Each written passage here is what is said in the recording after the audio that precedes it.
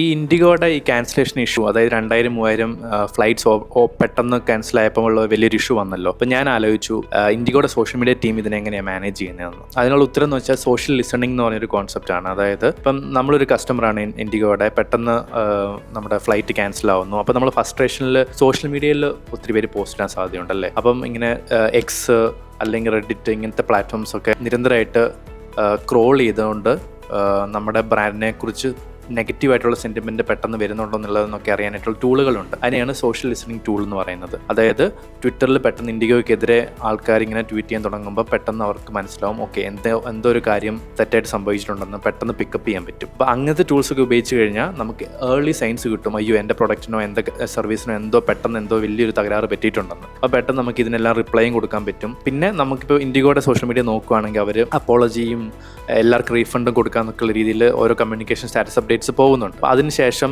നമുക്ക് ഇപ്പം അവരുടെ ടീമിൽ നോക്കാൻ പറ്റും ഇപ്പം എങ്ങനെയുണ്ട് സെൻറ്റിമെൻറ്റ്, ബെറ്റർ ആയിട്ടുണ്ടോ. കഴിഞ്ഞ ആഴ്ച ഭയങ്കര നെഗറ്റീവ് ആയിരുന്നു, ഇപ്പം കീവേഡ്സ് ഒക്കെ നോക്കുമ്പോൾ ബെറ്റർ ആയിട്ടുണ്ടോ എന്നുള്ള രീതിയിലും അളക്കാനും പറ്റും ഇങ്ങനത്തെ ടൂൾസ് വെച്ച്.